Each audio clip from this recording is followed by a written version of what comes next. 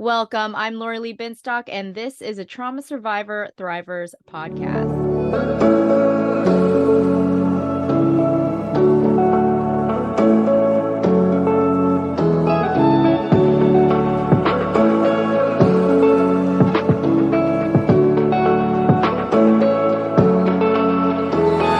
Thank you for joining us for a Trauma Survivor Thrivers podcast, now on Mental Health News Radio Network. This podcast is also available wherever you get your podcasts, but I do suggest checking out Mental Health News Radio Network to find all your podcasts related to mental health. Today's guest is April Pride, host of the High Guide podcast. April is founder at Of Like Minds, a brand for women seeking recreational psychedelic healing. April developed the High Guide to market products and brands she creates, including Of Like Minds. April was diagnosed with attention deficit hyperactivity disorder, or ADHD, in her late 30s and changed her life in every way. Well, April, I want to get into that, but thank you so much for joining me today. Thank you for having me, and congratulations on just launching your 5th season. Oh, well, thank you so much. I'm very honored to have you on. But I want to hear your story. I think your story is like a lot of other people's story, but we don't talk about it as much. So I'd love for you to share, please. It is. I am a textbook woman diagnosed in her late 30s, if ever, right? And there are so many of us, but we don't talk about it. And a lot of us end up being diagnosed because one of our children is. And my story isn't quite like that, but that's what I've come to learn, is that that's how a lot of women who are older are diagnosed, because their kids go through diagnosis. So my father too was diagnosed later in life at 42. So although I was aware that you could get a late diagnosis of ADHD and it could have a very positive impact on your life moving forward, just you have answers, you can explore different interventions to help mitigate some of your symptoms, it still was not on my radar. And I didn't know what was wrong with me. I had a second child and I found myself suicidal. And I started meditating, and I did what I could, right? I went to a church a couple times a week that offered meditation because I just felt like getting out of the house and going and doing it. And I did that maybe for a year and a half. And yeah, I got it. I read an article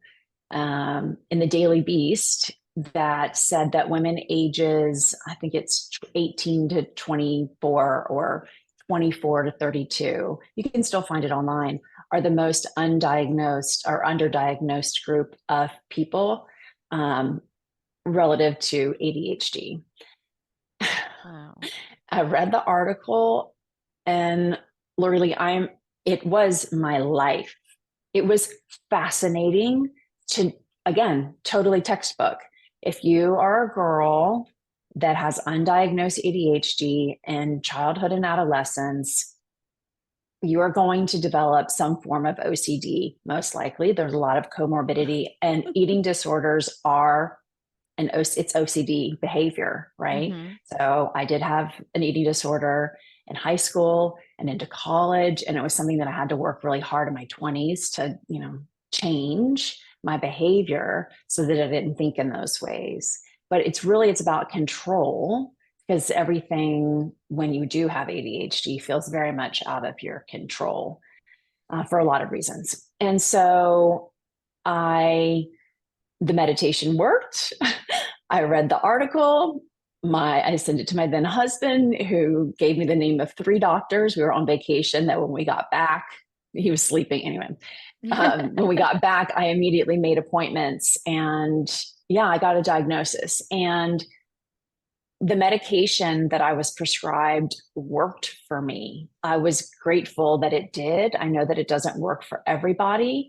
And now I'm about almost 10 years since my diagnosis, and 10 years on stimulant medication, basically daily.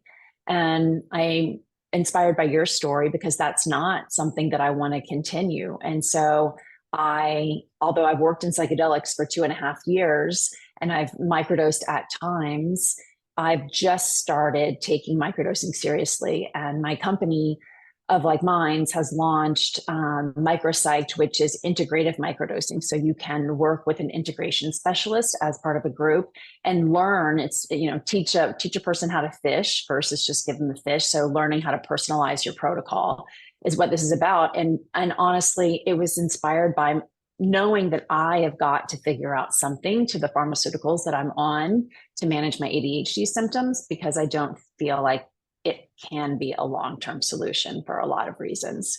Just like leaning on alcohol not be a great Right? long-term solution. Yeah, I mean, there are just things that I notice about my body that I think not taking stimulants every day would be helpful for. And so, yeah, my journey's been, it's gone from like, thank God for the medicine, to, okay, I think you have to, you're still meditating. I'm a lifelong exercise person. So I do have a lot of tools in my toolbox, and microdosing, I'm very confident, will end up being another one of those tools. Well, I do want to get into of Like Minds, but I'm curious, how did you work psychedelics into your life with this ADHD diagnosis? I mean, I didn't.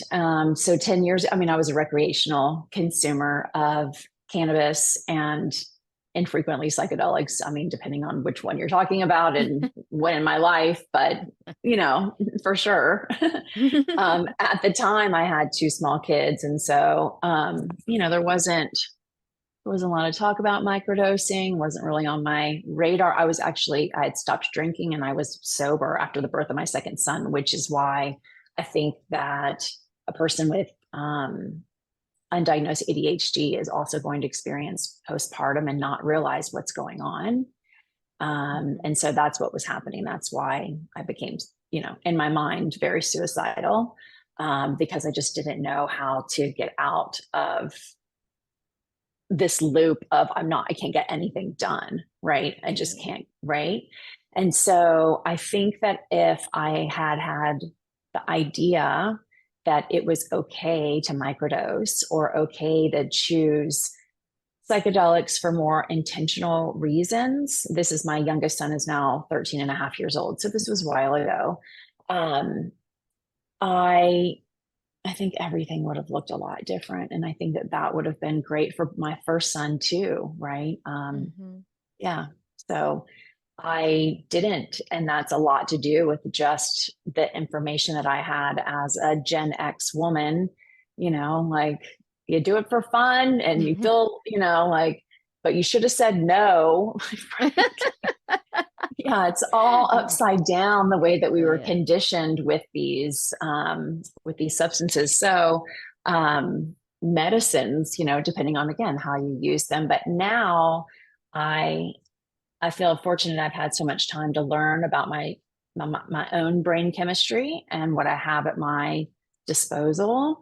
And I feel like I'm just paying it forward and trying to make sure, as I did in cannabis with the company that I previously had and sold, just making sure women know that they have these options. Again, you can have these tools in your toolbox. Nothing has to be done every day, right? Yeah. So some people want to microdose every day. They should, but you don't have to, right. Right? So, but it's good to know that you can call on these things when you need them.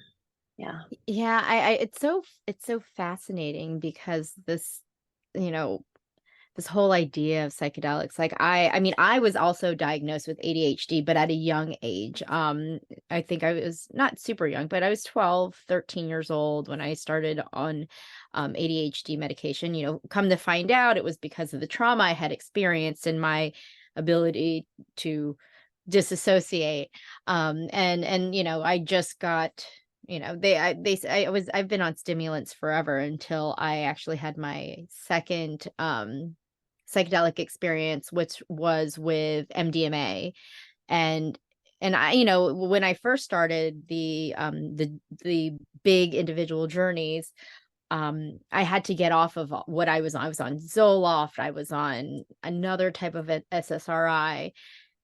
And after that, I didn't feel this need to go back on it. So it was very freeing to me. And then after a little bit with the with the ADHD medication. And I think a lot of it came from the healing, and it came from, and which the psychedelics absolutely did for me. And it was just unbelievable how it changed my life. Um, but what made you want to start this of like minds? That's wrapped up in my experience launching a cannabis company. I'm a serial entrepreneur. People would say I'm a creative entrepreneur. So I've started 9 businesses. I've exited 3 Mhm. of them. And after I had sold my cannabis company, which was called Vanderpop and was purchased by Canopy Growth, at the time the largest cannabis company in the world, it was the first time I ever worked at a corporation. I had never had a job like that. And so I learned a lot, and I was disappointed to learn that once a large company has your brand, there's there's really not a lot of incentive to make sure that the consumer is taken care of. It's really, if it's a publicly traded company, that their interest is 100% for shareholders, period. Yeah. Yeah. We know that about every other vertical. It is absolutely the same for cannabis. And so, as a person that was an advocate and really wanting women to not only know that they can use cannabis, but also how to use it, and Mhm. that what we're selling them will work. There's such a lack in women's health medical research. Yep. And Yes. none of these large companies that made so much money in cannabis have put anything into women's medical research. And it still takes women almost $200 of investment before they find the right cannabis product. So I feel like with better education and Yes. really just saying, we want you to know you can use this. This is why. Like, I decided to be trained in transcendental meditation. After I went to that church for 4 years, once or twice a week, I decided I was serious about meditating, and I went and got trained because there were over 700 medical research studies, clinical research studies, showing that this particular type of meditation had these positive effects on on your physiology, your neurochemistry, all of it. And we didn't have any of that for cannabis, and we're still trying to sell women cannabis like it's a panacea. It can help you with everything. Right. And anecdotally, we know that, but we're not explaining to women, when your hormones are in this place, you need less of this and more of that. And here is why. And, we, again, teach a person to fish. And so when I sold my company, I started another podcast that continued to educate women around cannabis. But what I noticed in early 2021 is that a lot of cannabis influencers were talking about psilocybin mushrooms. And there wasn't, and these were people who had still had canna in their handle for, like canna greens or whatever, but they're talking about mushrooms. And to me, it felt like, okay, there's a shift here. There's an interest here. And I just want to make sure that I understand what's happening, because here we go again. We're talking about another mind altering substance that is going to be commercialized, and it will be taken over by large companies. So, how do Mhm. you get ahead of that and create a parallel supply chain and work within decriminalized frameworks and Yes. municipalities throughout the country, and start to build something that the people choose? And then once that happens, I feel that's why it's of like minds. We work Mhm. with partners who are like minded.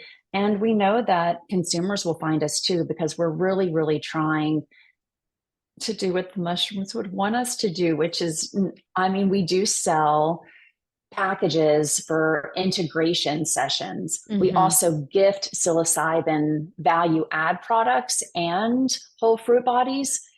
The vision that I have is that we will teach people how, on a countertop device, to grow their own mushrooms and to gift it to as many people as possible. And I will not be in the business of like gifting or selling mushrooms. Mushrooms want us to share freely with us. Mhm. So, but the integration, that is so critical to using psychedelics in a way that is going to produce optimal outcomes, regardless of what those outcomes are for you personally. And there is a lot of research that it is that bundled approach of the medicine with integration.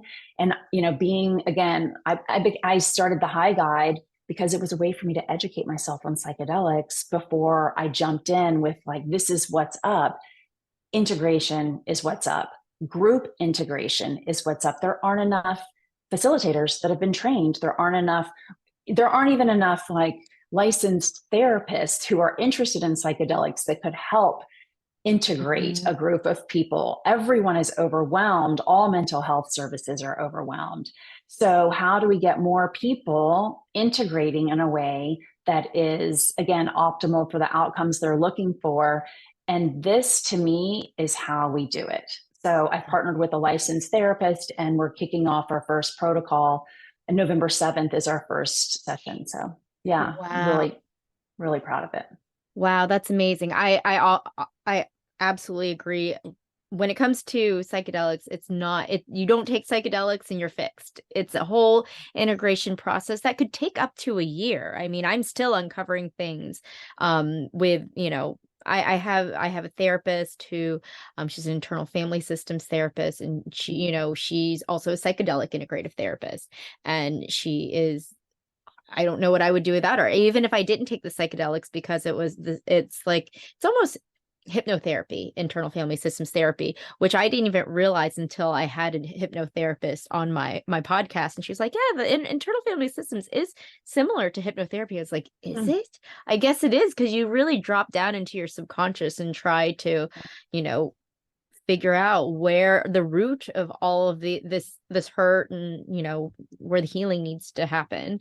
And so yes, I 100% agree. Have you, are you in contact with like Tracy T, for Moms Moms on on Mushrooms. Yeah, I feel like if you don't, you have to know each other, right? We Or, don't know each other. oh my No. gosh, Yeah. I feel like your A lot of respect partnership, for what she's doing. I Yeah. feel like your partnership would be just gold. That's a great idea. I will connect you Oh, after this, cool. because yeah, so I had Thank her, you. she was on my the premiere I of the listened to it. podcast. Oh, good. Yeah, no, Yeah. she's Yeah. wonderful, and the work that she's doing. And it's just like you're saying, for women's health, it's just so difficult for like, it's like, it's like no one gives a shit about moms. It's like, but we're literally, we're here, and we're creating the next generation. I mean, it is really difficult for me to wrap my head around the fact that there's so much more research that needs to be done, especially when it comes to postpartum. Just, you know, your story, similar to my friend's story, who started the Psychedelic Medicine Coalition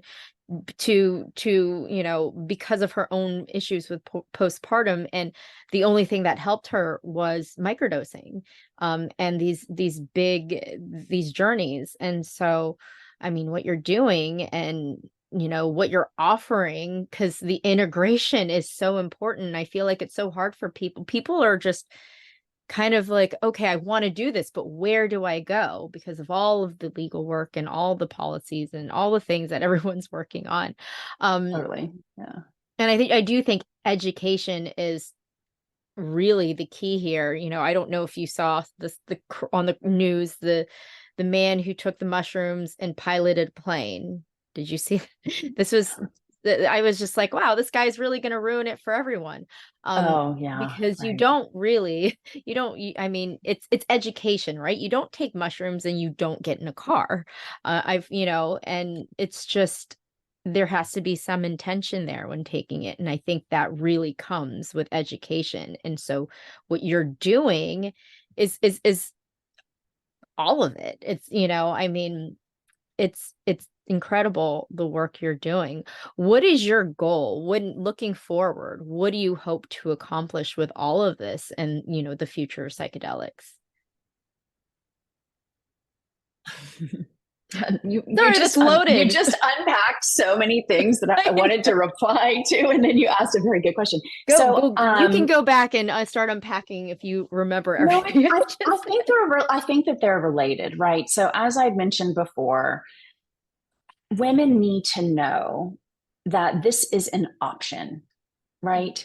And I do think that more medical research will help convince people who are on the fence for a variety of reasons, including doctors who need to guide these people, right, to their best future, and they don't know anything about psychedelics. Not therapists, I'm talking about medical doctors, right?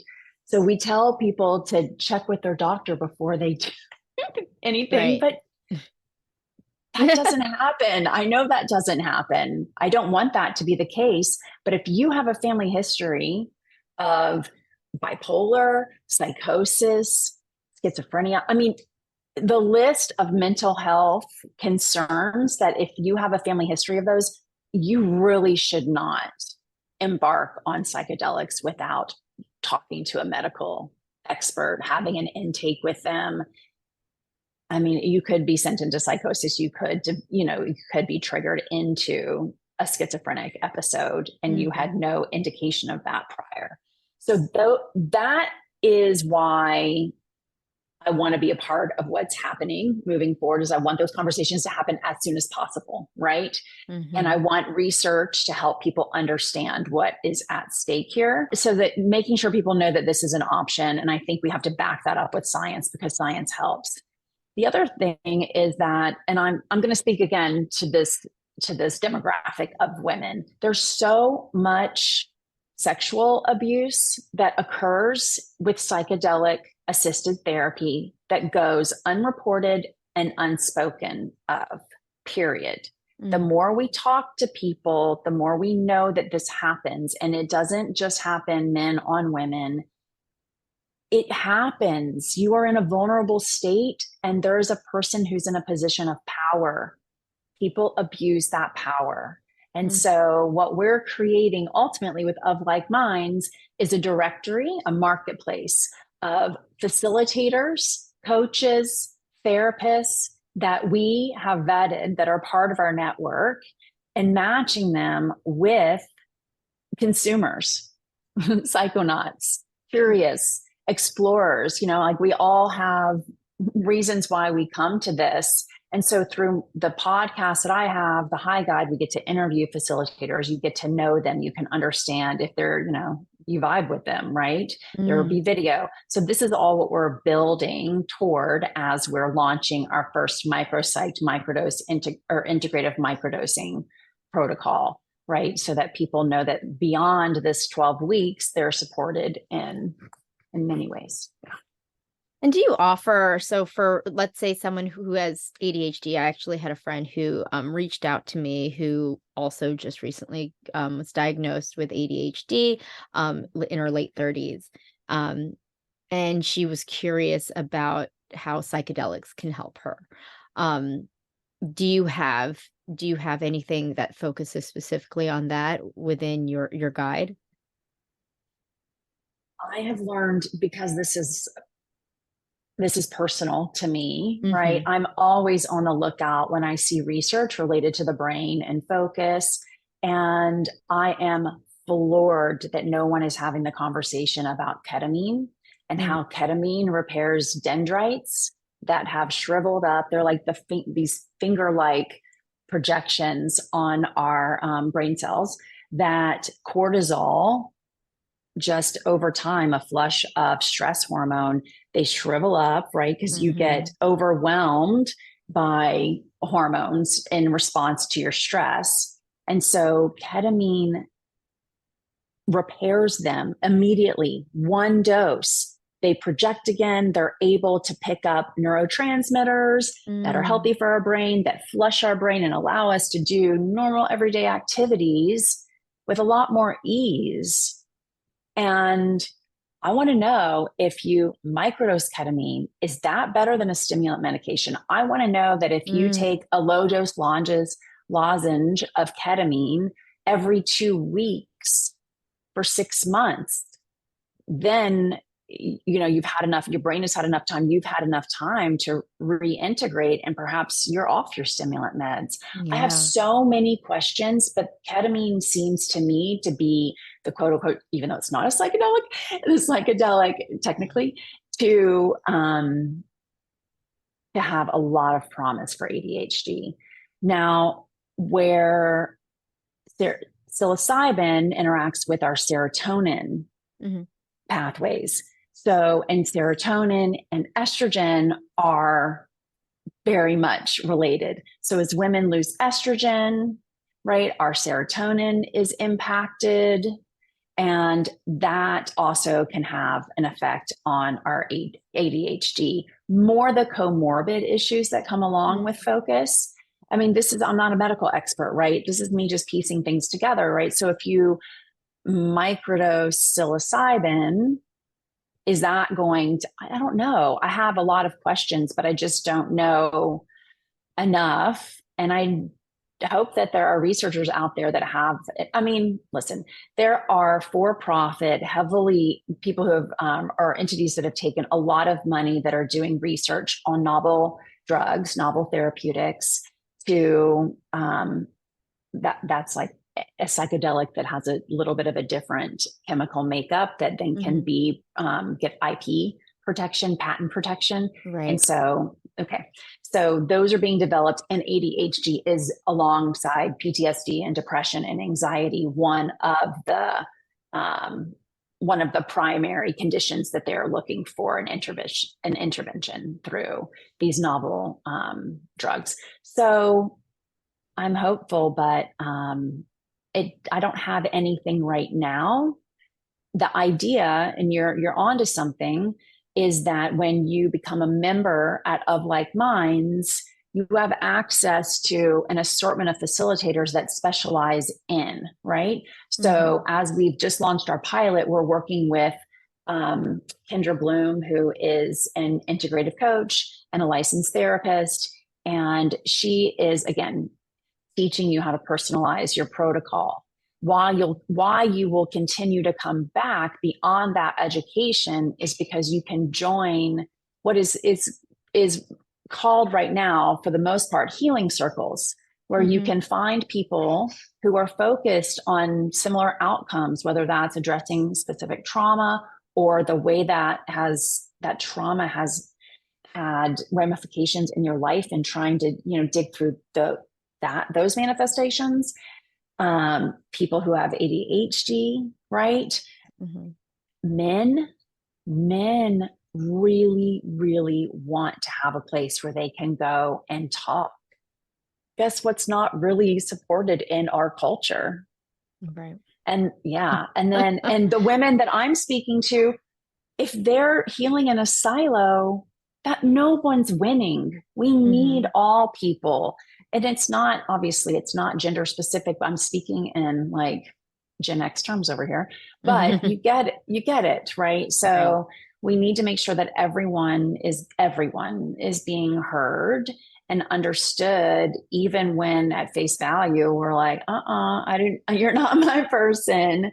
That's not true. The more people who there's this great interview that I read. This guy created, I guess it would be a plugin or an app with Facebook that mixed up the invitations, where you could, if anybody had a public event, it would feed, anyway, you could subscribe to it. So he started going to random weddings and birthday parties of people, because he realized when he went from his house in like south of Market to Twitter, it wasn't, much of a commute. He saw the same people every single day. He saw the people at work. He saw the people in his bus. He saw the people at his coffee shop.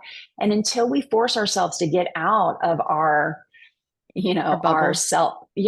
bubble. And I think that this, right, coming together over microdosing or curiosity and psychedelics will bring people together, because we're all finding this through a few different things, but there's some overlap there. And so those healing circles are going to be critical to really building community and making sure people know that it's not just having a therapist, it's also just having a friend that understands. Like, I have a lot of friends, but not all of them have ADHD, so they don't all really get it. But there is some overlap there.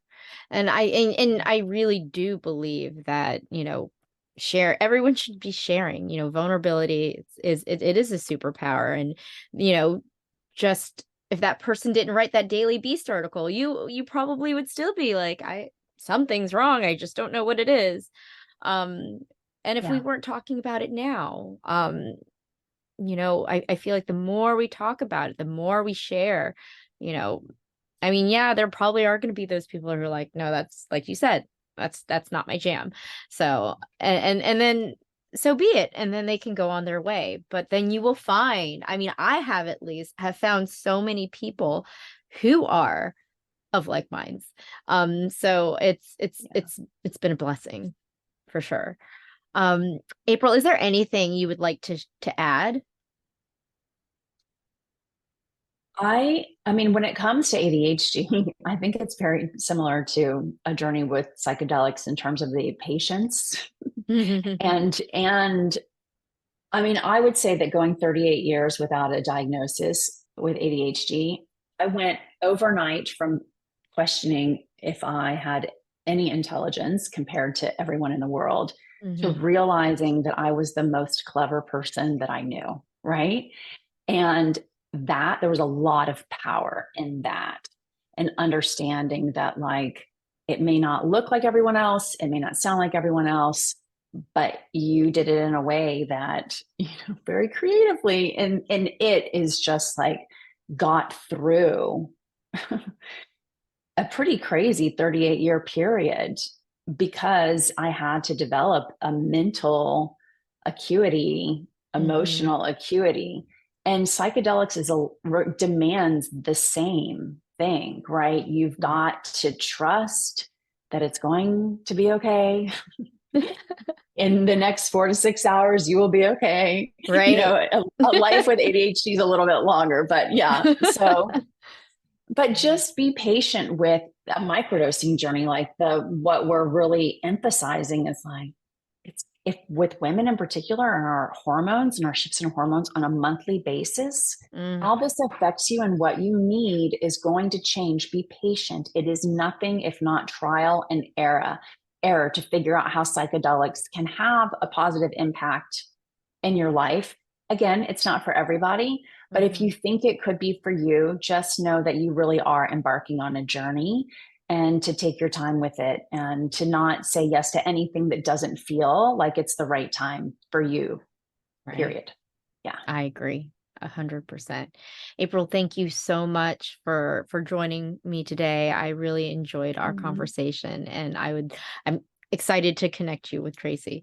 I will let you know about Wonderland. Thank you for bringing that up straight away. Oh my gosh. Yes.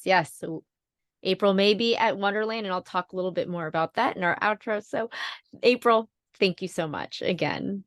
That was April Pride, host of the High Guide podcast and founder of Like Minds. For more information about April and her podcast, as well as of Like Minds, check out the show notes. November's issue of Authentic Insider is out. Check that out at traumasurvivorthriver.com. April also contributed to August's issue. Again, that's traumasurvivorthriver.com. And you can check out past episodes of a Trauma Survivor Thrivers podcast. If you haven't already, please subscribe to my email list to get Authentic Insider magazine in your inbox monthly. And like we were talking about Wonderland. I will be speaking at the Wonderland Conference in Miami from November 9th through the 11th. Hopefully we'll see April there. It's the premier global event for psychedelics, mental health, and longevity. And if you're curious to learn more about the Wonderland Conference, but you are struggling to make it out to Miami, they do have a scholarship program designed to help those facing economic challenges of members of underrepresented communities and the next generation of leaders. You can apply by filling out the application link in the show notes. The deadline is for October 30th. We will be back next week when I speak with Donna Piper when we discuss embracing self-love, a catalyst for relationship transformation. You've been listening to a Trauma Survivor Thrivers podcast. I'm Lori Lee Benstock. Thanks for being a part of the conversation. Take care.